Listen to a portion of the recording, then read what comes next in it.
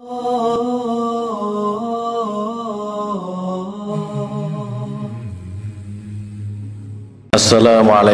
warahmatullahi wabarakatuh.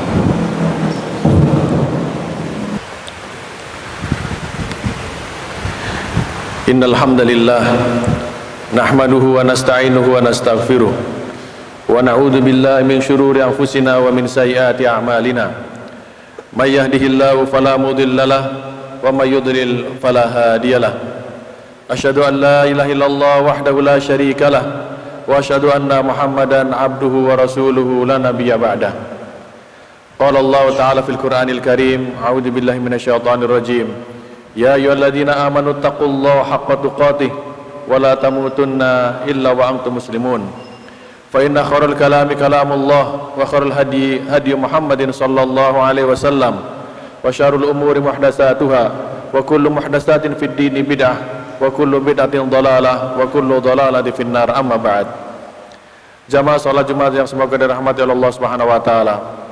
Pertama-tama marilah kita panjatkan puja dan puji syukur kehadirat Allah Subhanahu wa taala atas karunia sehat dan afiat kita hari ini bisa berkumpul di tempat yang mulia ini untuk sama-sama melaksanakan salat Jumat berjamaah. Semoga salat kita dan semua amalan kita diterima oleh Allah Subhanahu wa taala. Salawat beriring salam semoga selalu tercurahkan kepada junjungan Nabi kita Muhammad sallallahu alaihi wasallam, keluarganya, sahabatnya dan orang-orang yang senantiasa mengikuti ajaran beliau hingga hari akhir. Jamaah salat Jumat yang semoga dirahmati Allah Subhanahu wa taala. Khatib mengajak kepada diri khatib sendiri dan kepada jamaah sekalian untuk kita senantiasa meningkatkan ketakwaan kita kepada Allah Azza wa Jalla dengan menjalankan perintah-perintahnya dan menjauhi larangan-larangannya. Jamaah salat Jumat yang semoga dirahmati oleh Allah. Kehidupan ini adalah rahasia ilahi, rahasia Allah Subhanahu wa taala. Tiada yang mengetahuinya kecuali hanya Allah Subhanahu wa taala. Hari ini kita bahagia, besok bisa jadi kita susah. Hari ini kita susah, besok bisa jadi adalah kita bahagia. Hari ini kita mendapatkan harta yang banyak, besok bisa jadi mendapatkan harta yang sedikit. Begitulah kehidupan kita, Allah Subhanahu wa taala mengaturnya. Jamaah sekalian semoga dirahmati oleh Allah Subhanahu wa taala. Untuk memahami ini, bahwa ini semua adalah ciptaan Allah Subhanahu wa taala, bahwa semua ini adalah telah diatur oleh Allah Subhanahu wa taala. Bagaimana kita menjalaninya agar bisa hidup dengan baik, agar bisa hidup dengan tenang, yaitu kita harus memahami bahwa ini adalah takdir Allah Subhanahu wa taala. Takdir Allah Subhanahu wa taala adalah ketentuan Allah Subhanahu wa taala yang telah ditentukan oleh Allah kepada seluruh makhluknya. Rasulullah sallallahu alaihi wasallam bersabda yang diriwayatkan oleh Abdullah bin Mas'ud radhiyallahu anhu. Kata beliau, Rasulullah sallallahu alaihi wasallam bersabda, "Inna ahadakum la yujma'u khalqu fi batni ummihi arba'ina yawman nutfatan." Sesungguhnya salah seorang di antara kalian dikumpulkan penciptaannya di dalam perut ibunya selama 40 hari menjadi cairan, benda cair. Kemudian selama 40 hari lagi menjadi segumpal darah. Selama 40 hari lagi menjadi segumpal daging. Lalu diutus malaikat dan ditiupkan roh di dalam daging tersebut dan diperintahkan untuk menuliskan 4 hal. Yang pertama adalah rizkinya, dituliskan bagaimana rizkinya. Kemudian yang kedua dituliskan ajalnya. Kemudian yang ketiga dituliskan amalan-amalannya. Dan yang keempat dituliskan akhir daripada kehidupannya, apakah bahagia ataukah sengsara. Jamaah sekalian yang semoga dirahmati Allah Subhanahu wa taala, inilah takdir. Beriman terhadap takdir Allah Subhanahu wa taala adalah salah satu syarat diterimanya keimanan seseorang. Suatu ketika ada seorang laki-laki datang kepada Rasulullah sallallahu alaihi wasallam dengan pakaian yang sangat putih dan pakaian yang bersih, tetapi orang itu tidak diketahui siapa dia.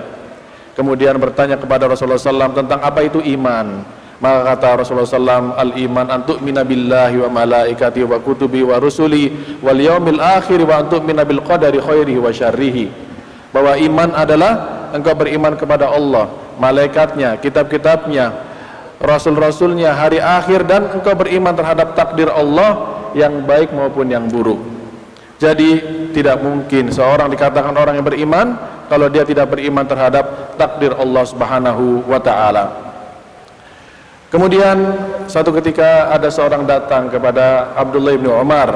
Beliau menceritakan bahwa di sana di Baghdad ada orang-orang tidak mau beriman terhadap takdir Allah Subhanahu wa taala. Kata mereka bahwa takdir Allah adalah apa yang telah terjadi kemudian Allah menuliskannya.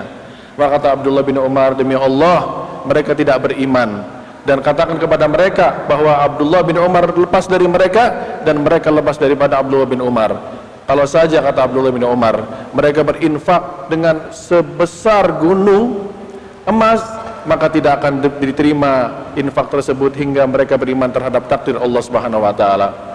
Dengan kita mengimani takdir Allah Subhanahu wa taala, maka kehidupan kita akan menjadi tenang. Kehidupan kita akan menjadi bahagia. Kenapa? Karena kita ketahui bahwa semuanya telah ditakdirkan Allah Subhanahu wa taala. Inna khalaqnahu bil qadar. Inna khalaqna kulla syai'in bil qadar. Bahwa kami telah ciptakan segala sesuatunya dengan takdir Allah Subhanahu wa taala. Jamaah sekalian yang semoga dirahmati Allah Subhanahu wa taala, kita tidak akan beriman dengan takdir Allah Subhanahu wa taala kalau kita tidak meyakini 4 hal ini. Yang pertama adalah al-ilmu, bahwa segala sesuatunya Allah mengetahuinya. Yang terjadi, yang telah terjadi, yang sedang terjadi dan akan terjadi, yang nampak tidak nampak, bagaimana terjadinya Allah Subhanahu wa taala mengetahuinya. Allahu ya'lamu bikulli syai'in. Allah Subhanahu wa taala mengetahui segala sesuatunya. Jadi ini adalah tingkatan yang pertama, kita mengimani terhadap takdir Allah Subhanahu wa taala bahwa segala sesuatunya Allah mengetahuinya. Baik kita nampakkan maupun tidak nampakkan, baik yang akan terjadi maupun tidak akan terjadi, semuanya Allah Subhanahu wa taala mengetahuinya. Kemudian yang kedua, bahwa Allah Subhanahu wa taala menuliskannya. Alkitab itu semua segala sesuatunya telah ditulis oleh Allah Subhanahu wa taala. Kapan penulisannya? Penulisannya adalah 50.000 tahun sebelum penciptaan langit dan bumi. Semuanya sudah ditulis oleh Allah Subhanahu wa taala di mana? Di Lauhil Mahfuz. Segala sesuatu yang terjadi, takdir Allah Subhanahu wa taala telah dituliskan oleh Allah Subhanahu wa taala 50.000 tahun sebelum penciptaan langit dan bumi. Semuanya telah ditulis oleh Allah Subhanahu wa taala. Apapun perkumpulan kita hari ini, datangnya kita hari ini, sakitnya, baiknya, sekolahnya, rizkinya, semuanya telah ditulis oleh Allah Subhanahu wa taala.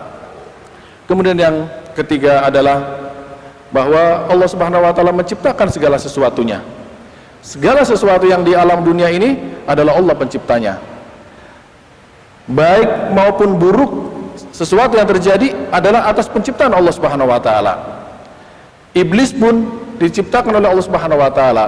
Meskipun Allah tidak menginginkan secara syariat, tetapi Allah lah yang menciptakannya. Takdir yang menurut kita tidak baik, musibah, apapun yang terjadi pada diri kita, itu adalah takdir Allah Subhanahu wa taala, ciptaan Allah Subhanahu wa taala. Menurut kita jelek, tapi menurut Allah Subhanahu wa taala itu baik. Karena jelek dan buruk adalah Allah Subhanahu wa taala. Sampai pun kematian yang kita alami atau saudara-saudara musibah-musibah yang kita alami, yaitu kematian saudara-saudara kita, kematian orang terdekat kita, adalah ciptaan dari Allah Subhanahu wa taala. Maka kita yakini bahwa segala sesuatu yang terjadi di dunia ini adalah ciptaan dari Allah Subhanahu wa taala. Kemudian yang keempat, jamaah sekalian yang semoga dirahmati Allah Subhanahu wa taala, dalam kita mengimani takdir Allah Subhanahu wa taala adalah segala sesuatunya terjadi karena Allah Subhanahu wa taala, karena kehendak Allah Subhanahu wa taala. Kita bisa kehendak, wa ma tasyauna illa ayyasha Allah, dan tidaklah mereka berkehendak kecuali adalah kehendak Allah Subhanahu wa taala. Kita mau, tetapi Allah tidak mau, tidak akan terjadi. Kita tidak mau, tapi Allah mau, maka itu akan terjadi. Suatu ketika Rasulullah SAW pernah bersabda kepada Abdullah bin Abbas, ihfadillaha yahfadka, ihfadillah tajidhu tujahaka. Jagalah Allah, Allah akan menjaga engkau. Jagalah Allah, Allah akan memberikan petunjuk kepada engkau. Wa'lam, ketahuilah, lawil istama'atil ummatu ala an yanfa'uka lan yanfa'uka illa bi syai'in qad katabahu Allahu laka. Kalau saja semua orang bersatu padu untuk memberikan kepada engkau satu manfaat, mereka tidak akan bisa memberikan manfaat apapun kepada engkau kecuali yang telah Allah kehendaki. Dan kalau saja mereka berkumpul untuk memberikan mudarat kepada engkau, dan Allah tidak menuliskan kepada engkau mudarat, maka mereka tidak akan bisa memberikan mudarat kecuali yang telah dituliskan oleh Allah Subhanahu wa taala kepada engkau. Bahwa segala sesuatunya yang terjadi di dunia ini, di alam ini adalah ke atas kehendak Allah Subhanahu wa taala. Jamaah sekalian yang semoga dirahmati Allah Subhanahu wa taala, inilah 4 hal yang harus kita yakini, bahwa takdir Allah Subhanahu wa taala Allah mengetahuinya. Maka ketika ada orang menyangka, orang meyakini bahwa Allah tidak mengetahui kecuali setelah terjadinya, maka dia telah kufur terhadap takdir Allah Subhanahu wa taala. Kemudian yang kedua, bahwa segala sesuatu telah diciptakan, telah ditulis oleh Allah Subhanahu wa taala. Yang ketiga, bahwa segala sesuatunya telah diciptakan oleh Allah Subhanahu wa taala, diciptakan oleh Allah Subhanahu wa taala. Dan yang keempat, bahwa segala sesuatu yang terjadi di dunia ini adalah karena Allah Subhanahu wa taala. Jamaah sekalian yang semoga dirahmati Allah Subhanahu wa taala, takdir ada 4. Yang pertama adalah takdir al-umri, takdir al-am, yaitu takdir yang terjadi untuk seluruh manusia. Kapan itu? 50.000 tahun sebelum penciptaan langit dan bumi. Semua. Ada berapa orang yang akan hidup di dunia ini, ada berapa hewan yang ada di dunia ini, kemudian ada terjadi bencana, semuanya ditulis oleh Allah Subhanahu wa taala, dinamakan dengan takdir al-am, takdir yang umum. Kemudian yang kedua adalah takdir al-umri, yaitu takdir yang dituliskan setiap tahun. Kapan itu? Dituliskan pada malam Lailatul Qadar, bahwa setiap tahun akan terjadi ini dan ini terhadap orang ini, dia akan hidupnya di tahun ini mendapatkan kebahagiaan, mendapatkan terus jodohnya dan sebagainya selama 1 tahun, dituliskan oleh Allah Subhanahu wa taala, dinamakan dengan takdir al-umri. Kemudian ada lagi yang ketiga, yaitu takdir al-yaumi, bahwa Allah Subhanahu wa taala memberikan takdir setiap hari. Ada orang diberikan hidayah oleh Allah, ada yang disesatkan oleh Allah, ada yang mendapatkan rezeki yang banyak, ada yang dikurangkan rezekinya, ada yang mendapatkan jodohnya. Setiap hari dituliskan oleh Allah Subhanahu wa taala, bahwa kulla yaumin huwa fi sya'an. Kata Allah Subhanahu wa taala, setiap hari Allah Subhanahu wa taala sibuk dengan urusan-urusan makhluknya. Setiap hari pergi sholat Jumat, pergi melaksanakan umrah, pergi melaksanakan haji dan sebagainya, itu setiap hari ditulis oleh Allah Subhanahu wa taala. Ini dinamakan dengan takdir al-yaumi. Jamaah sekalian yang semoga dirahmati Allah Subhanahu wa taala, apa buah daripada dia beriman terhadap takdir Allah Subhanahu wa taala? Yang pertama, dia akan merasakan tenang. Kenapa? Karena segala sesuatunya sudah Allah ciptakan. Segala sesuatu sudah Allah berikan kepada kita, sudah Allah gariskan kepada kita. Kalau ternyata kita dapat jodohnya fulana, ya alhamdulillah, itu sudah takdir Allah Subhanahu wa taala. Kalau ternyata hari ini kita mendapatkan rezeki yang sedikit, oh ternyata ya memang ini rezekinya dari Allah Subhanahu wa taala, ini yang ditulis oleh Allah Subhanahu wa taala. Kalau ternyata naudzubillah mendapatkan musibah, ya inilah musibah dari Allah Subhanahu wa taala. Kemudian orang yang beriman dengan takdir, dia tidak akan hasad, tidak akan dengki, tidak akan iri dengan orang lain. Kenapa? Semuanya sudah dituliskan Allah Subhanahu wa taala. Ini sudah takdirnya dia. Ini dia sudah mendapatkan rezekinya, ini sudah mendapatkan jabatannya dan seterusnya.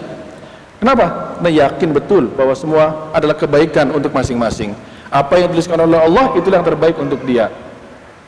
Kemudian jamaah sekalian yang semoga dirahmati Allah Subhanahu wa taala, bahwa orang yang yakin dengan takdir, dia tidak akan takut. Dia tidak akan takut apapun. Dia yakin bahwa ajal Allah sudah Allah tuliskan. Maka ketika dia harus bangkit berjihad, dia berjihad di sana Allah Subhanahu wa taala. Ketika dia harus berdakwah melawan kemungkaran, dia akan berdakwah melawan kemungkaran dengan ilmu dan basirah tentunya. Kenapa? Yakin betul ajal Allah tidak akan bergeser. Ajal Allah tidak akan bergeser walaupun 1 detik pun. Kalau memang belum waktunya, tidak akan datang kepada dia. Lihatlah bagaimana Khalid bin Walid radhiyallahu anhu ketika beliau akan meninggal. Ternyata tidak ada di secengkal tubuhnya kecuali di situ ada bekas-bekas tusukan, bekas-bekas tombak, panah, pedang dan sebagainya. Tapi Allah belum menuliskan untuk beliau kematian. Hingga akhirnya kata beliau, saya sudah berapa kali mengalami waktu-waktu yang akan meninggal, ternyata tidak meninggal. Akhirnya Allah Subhanahu wa taala mematikan aku seperti mematikannya seperti mematikannya onta di atas ranjangnya. Ternyata subhanallah, keberanian beliau, kenapa? Tidak takut. Allah Subhanahu wa taala sudah menuliskan untuk beliau ajalnya. Begitulah seorang muslim yang beriman kepada Allah Subhanahu wa taala. ketika Hajjaj bin Yusuf memegang Abdullah bin Zubair bin Awam, Abdullah bin Zubair Affan. Kemudian kata dia, saya akan membunuh engkau dan saya akan memasukkan engkau ke dalam neraka jahanam. Kata beliau, dia dengan senyumnya, padahal akan dibunuh, beliau senyum, kalau saja engkau yang memiliki itu, maka aku akan jadikan engkau sebagai Tuhan.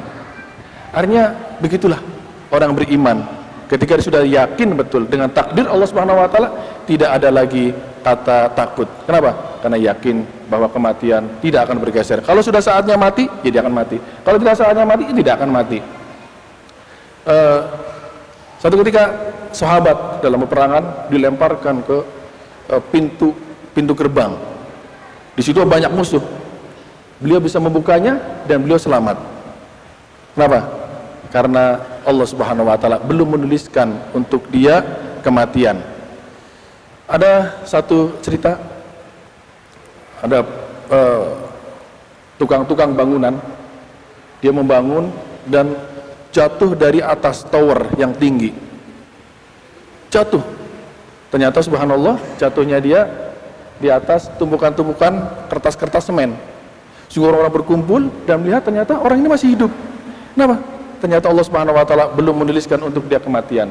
Allah masih menyelamatkan, Allah memberikan dia kehidupan. Kita lihat banyak video-video.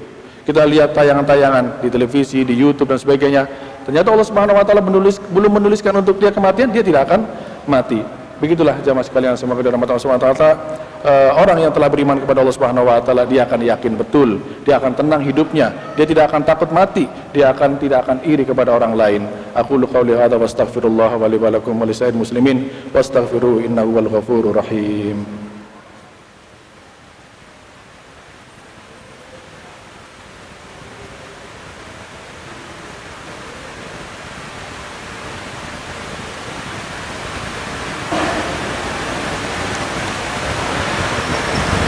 Alhamdulillah wassalatu wassalamu ala rasulillah wa ala alihi wa sahbihi ajmain, amma ba'd.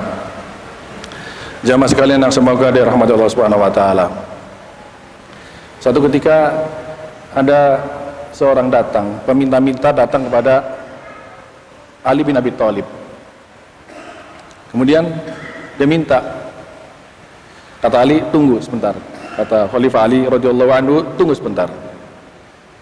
Saya ada uang 4 dirham. Lalu dia masuk dan cari-cari. Mencari, tidak ketemu. Sampai akhirnya si peminta-minta ini tidak sabar, keluar. Ketika keluar melihat ada kudanya Ali radhiyallahu anhu, sahabat Ali radhiyallahu anhu. Dan diambillah tali kekangnya. Dicuri sama dia. Pergi dia ke pasar untuk menjual tali kekang ini. Kemudian pembantu sahabat Ali radhiyallahu anhu, Khalifah Ali, kan beliau sudah menjadi khalifah, masuk ke rumahnya dan melaporkan kepada tuannya bahwa tali kekang kudamu hilang, dicuri oleh orang lain. Maka Ali, dia baru ketemu uang 4 dirham ini. Wallahi saya tidak punya apapun kecuali 4 dirham ini. Kamu pergi ke pasar, belilah tali kekang. Maka pembantu ini pergi ke pasar dan mendapatkan ada orang menjual tali kekang. Kata dia, belilah dengan 4 dirham ini, 4 dirham ini. Kalau dapat alhamdulillah, kalau dapat ya ini aja yang kita punya.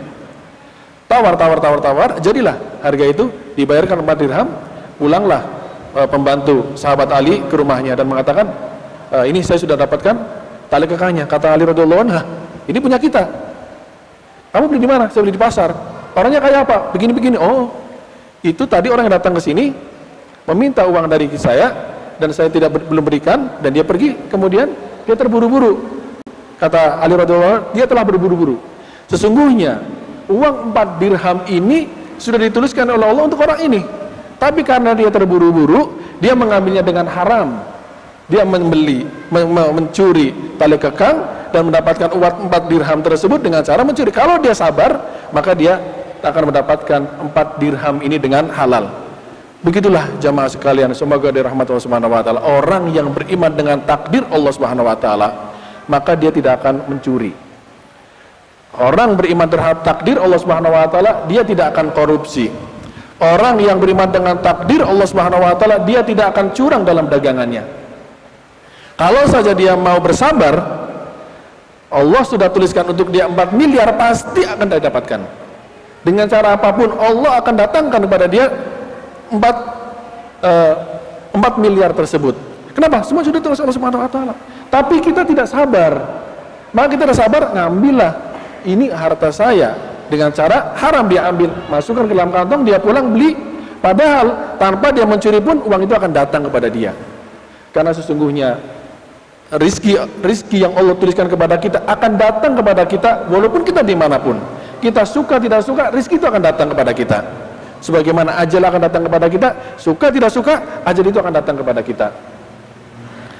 Kalau orang masih mencuri, masih korupsi, mengambil haknya orang, curang, berarti ada kesalahan terhadap keimanan dia terhadap takdir Allah Subhanahu wa taala.